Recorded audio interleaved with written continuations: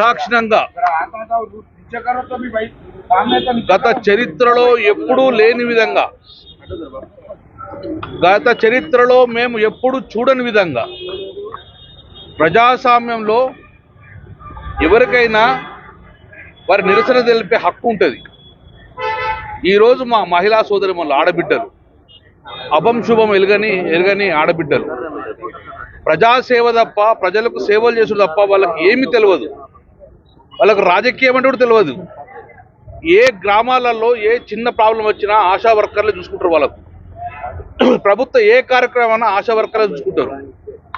ఈరోజు ఆశా వర్కర్లు ప్రభుత్వం ఏదైతే ఎన్నికల మేనిఫెస్టోలో మీ పార్టీ పెట్టిందో దాని అసెంబ్లీ నడుతుంది కదా, మీకు మా ఇన్ఫర్మేషన్ చెప్పాలి, మీకు జ్ఞాపకం చేయాలని చెప్పేసి మా యొక్క ఆడబిడ్డలు ఆశా వర్కర్లు అందరూ కూడా అసెంబ్లీ ముట్టడించడం రాలే, మంత్రుల ఇల్లు ముట్టడించడం రాలే, ఏ ముఖ్యమంత్రి ఇంటికి ముట్టడిద్దాం రాలే.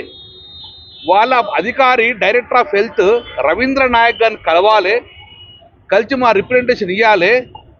మీరు ఏదైతే మేనిఫెస్టో ప్రభుత్వం పెట్టిరు రేవంత్ రెడ్డి గారు, అప్పుడు మాకు నెలకు జీతం 18,000 రూపాయలు ఇస్తారని చెప్పి మేనిఫెస్టో పెట్టారు. అలాగే మాకు ఉద్యోగ భద్రత ఇస్తామని చెప్పి మేనిఫెస్టో పెట్టారు. సంవత్సరం అయింది, మరి ఇంకేం కాలేదు. మీరు మా ప్రభుత్వం తీసుకెళ్ళండి అని చెప్పేసి డైరెక్టర్ ఆఫ్ హెల్త్ని కలుద్దామని పోయడం జరిగింది. అంతే, అంతకనేం చేయలే, అద్దాలు వాళ్ళు కొట్టలే.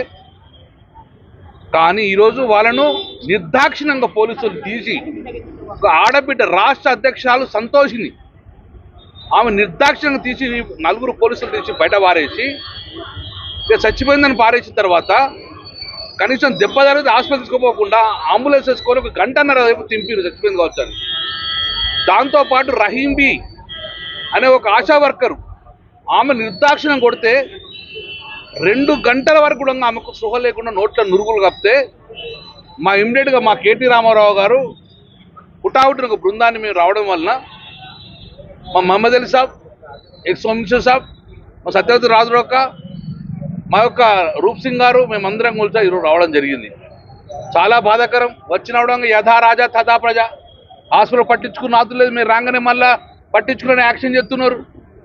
నిజంగానే వాళ్ళు చచ్చిపోయి ఉన్నారని భావించారు. చచ్చిపోతే ఎవరు బాధ్యత? ఆ కుటుంబానికి చచ్చిపోతే ఎవరు అండగా ఉంటారు? ఇప్పుడు మేము అడిగేది ఒక్కటే, కేసీఆర్ గారు తెలంగాణ రాష్ట్రం రాకముందు వీరికి 1000 రూపాయల నుంచి 1500 మాత్రమే జీతం వచ్చేవారు ఆశా వర్కర్లకు.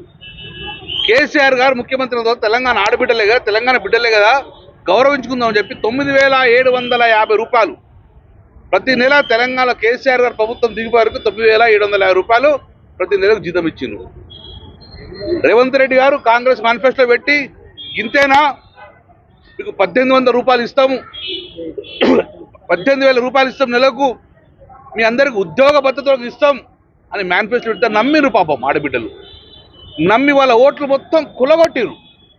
ఓట్లు మొత్తం కొల్లగొట్టి అధికార పార్టీ ఎక్కిన తర్వాత మహిళను చూడకుండా 4 పోలీసులు, మగ పోలీసులు ఆ సంతోషి నిర్దాక్షిణ్యంగా కుట్టడం జరిగింది.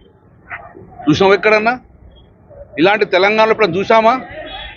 నిర్దాక్షిణ్యం కొట్టడం ఒక దుశ్శాసన పర్వం ఈ తెలంగాణ గడ్డ మీద చూసాల్సిన పరిస్థితి వచ్చింది. ఈరోజు మా ఆడబిడ్డలు చూస్తే ఏడుస్తున్నారు, వాళ్ళ కుటుంబాలను విలువలాడుతున్నారు.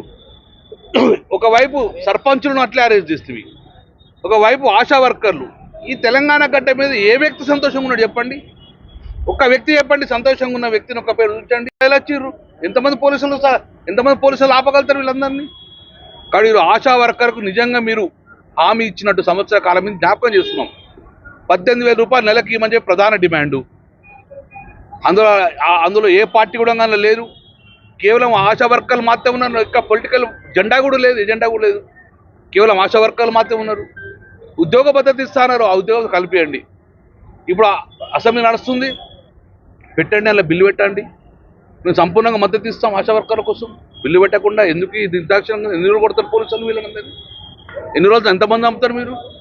ఆశా వర్కర్లు చంపుతారు, మాజీ సర్పంచ్ని చంపుతారు, ఎమ్మెల్యేలు మాట్లాడితే ఎమ్మెల్యేని చంపుతారు. అంటే రాష్ట్రంలో ఎవరు మాట్లాడితే వాళ్ళని లోపల చంపడం ఎమర్జెన్సీ అయినా ఇది? తెలంగాణ రాష్ట్రం చూసినాం ఎప్పుడన్నా? తెలంగాణ గడ్డ మీద కనబడ్డది ఎప్పుడన్నా ఇటువంటిది? నిజంగా సిగ్గుపడుతున్నాం. మేము 4 సార్లు ఎమ్మెల్యేగా ఉన్నాం. వైఎస్ రాజశేఖర ప్రభుత్వం మేము చూస్తున్నాం. కానీ ఏ రోజు ఎమ్మెల్యే మీద ఇట్లా ఏ ప్రభుత్వం వివరించలేదు. ఎమ్మెల్యే అడ్డుకునుడు, మాట్లాడితే నోట్ల లోపలేసుడు, మాట్లాడితే జైలు పంపేసుడు. ఎక్కడిది ఇది? ఏ సంస్కృతి ఇది? యూపీ సంస్కృత, బీహార్ సంస్కృత, కాశ్మీర్ సంస్కృత? ఎక్కడ సంస్కృతి తెలంగాణ తీసుకొస్తున్నాం అని చెప్పి చెప్తున్నాం. కాబట్టి మా ఆడబిడ్డలు నిజంగానే బాధపడుతున్నారు. కాబట్టి వెంటనే మీరు వారికి ఏదైతే హామీ ఇచ్చారో దాన్ని ఈ అసెంబ్లీలో బిల్లు పెట్టి పాస్ చేసి 18,000 రూపాయలు నెలకు జీతం వచ్చే విధంగా మీరు మేనిఫెస్టో పెట్టిన ప్రకారంగా వారికి ఇవ్వాలని చెప్పేసి, ఉద్యోగ భద్రత కల్పారని చెప్పేసి మేము టీఆర్ఎస్ పక్షాన మనకి డిమాండ్ చేస్తున్నాం.